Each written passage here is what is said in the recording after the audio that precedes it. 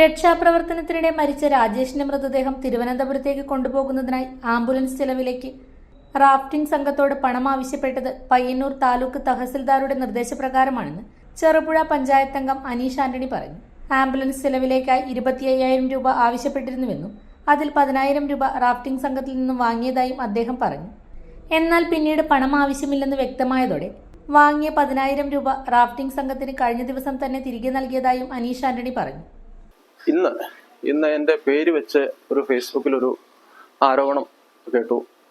ഞാൻ പഞ്ചായത്ത് മെമ്പർ പൈസ മേടിച്ചു എന്ന് പറഞ്ഞു. അതിൻ്റെ ആരോപണത്തിൻ്റെ നിജസ്ഥിതി ഒന്ന് അറിയിക്കാൻ വേണ്ടിയാണ് ഞാൻ നിങ്ങളെ വിളിച്ചത്. കാരണം രാജേഷിൻ്റെ മൃതദേഹവുമായിട്ട് അന്ന് തിരുവനന്തപുരത്തേക്ക് പോകുന്ന കൂട്ടത്തിൽ ഞാനും ഉണ്ടായിരുന്നു. ഞാൻ പെരിയാരം മെഡിക്കൽ കോളേജിൽ ചെന്ന് കഴിഞ്ഞപ്പോൾ എന്നെ ഈ റാഫ്റ്റിങ്ങിൻ്റെ ആളെന്നും പറഞ്ഞിട്ട് ആൾ എന്നെ വിളിച്ചിട്ട് എന്നോട് പറഞ്ഞു, ഇങ്ങനെ തഹസിൽദാർ വിളിച്ചിട്ടുണ്ടായിരുന്നു, ഒരു ആംബുലൻസിന് വേണ്ടിയിട്ട് ഒരു 25,000 രൂപ കൊടുക്കണമെന്നാണ് എന്നും പറഞ്ഞിട്ട് ഈ ആള് എന്നെ വിളിക്കുന്നു. പേര് അനൂപ് എന്നാണ്, ഞാൻ പേര് സേവ് ചെയ്തിട്ടില്ല, എന്നെ വിളിക്കുന്നു. അപ്പോൾ അവൻ എന്നോട് പറഞ്ഞു, അനീഷേട്ടാ ഇത് അത്രേ കൊടുക്കാൻ പറ്റത്തില്ല, വെച്ചാൽ ഞങ്ങളും തിരുവനന്തപുരത്തേക്ക് വരുന്നുണ്ട്, ഞങ്ങൾ 2 ദിവസമായിട്ട് ഞങ്ങൾ അവൻ്റെ പുറകെയായിരുന്നു, അതുകൊണ്ട് അത്രയൊന്നും കൊടുക്കാൻ ഞങ്ങൾക്ക് പറ്റത്തില്ല. അനീഷേട്ടന് ഒരു കാര്യം ചെയ്യണം, പിന്നെ നമ്മുടെ ഈ ചാരിറ്റബിൾ അല്ലെങ്കിൽ സന്നദ്ധ സംഘടനകളിൽ ഈ എണ്ണ മാത്രം അടിച്ചു പോകുന്ന വണ്ടി ഉണ്ടെങ്കിലും നോക്കിയിട്ട് നമുക്ക് അതിൻ്റെ പൈസ എത്രയാണെന്ന് വെച്ചാൽ നമുക്ക് ഇട്ട് തരാം, അത് ചെയ്യണമെന്ന് പറയുന്നു. അന്നേരം എൻ്റെ അടുത്തും തന്നെ ആ പ്രദേശത്ത് തഹസിൽദാർ, ഈ പറഞ്ഞ എല്ലാവരും, പഞ്ചായത്ത് അധികൃതർ, പിന്നെ ബ്ലോക്ക് അധികൃതർ, എല്ലാവരും, MLA അടക്കം എല്ലാവരും അവിടെ നിൽപ്പുണ്ട്. ഞാൻ അന്നേരം ഈ തഹസിൽദാരോട് പറയുന്നു, പിന്നെ അവർ ഇങ്ങനെയാണ് പറയുന്നത് എന്ന് പറയുന്നു. തഹസിൽദാർ പറഞ്ഞു, എന്നാൽ പിന്നെ ഒരു കാര്യം ചെയ്യേ, എണ്ണ പൈസ മേടിക്കേ, നമുക്ക് ബാക്കി എണ്ണ പൈസയ്ക്ക് പോകുന്ന വണ്ടി നമുക്ക് കൈകാര്യം ചെയ്യാമെന്ന് പറയുന്നു.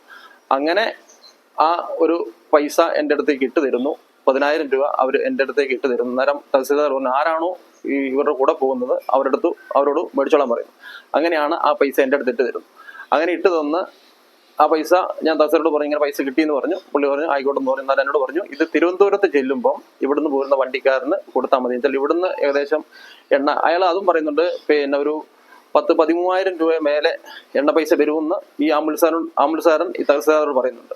അന്നേരം ഈ തഹസിൽദാർ പിന്നെ ആംബുലൻസുകാരോട് പറയുന്നു, പിന്നെ ഇതിനകത്ത് കുറച്ച് എണ്ണ ഉണ്ടാവുമല്ലോ എന്ന് ചോദിക്കുന്നുണ്ട്. അയാൾ പറയുന്നുണ്ട്. എന്നാൽ പിന്നെ എന്നോട് പറഞ്ഞു, ഈ തിരുവനന്തപുരത്ത് ചെന്ന് കഴിയുമ്പോൾ ഈ ആംബുലൻസിന് ഈ പൈസ കൊടുത്താലേ അവർക്ക് അവിടുന്ന് എണ്ണ അടിച്ച് വരാനാന്ന് പറയുന്നു.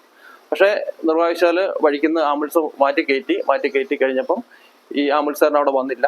ഞാൻ അന്ന് തിരുവനന്തപുരത്ത് നിന്ന് നാട്ടിൽ വന്ന് പിറ്റേ ദിവസം ഈ പൈസ തിരിച്ച് എനിക്ക് ആരാണോ ഇട്ട് വന്ന് അവർക്ക് ഇട്ട് കൊടുക്കുന്നു.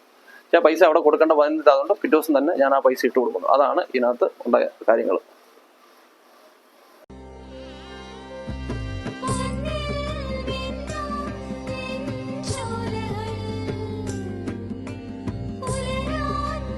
ഇതെനിക്ക് തരുമോ?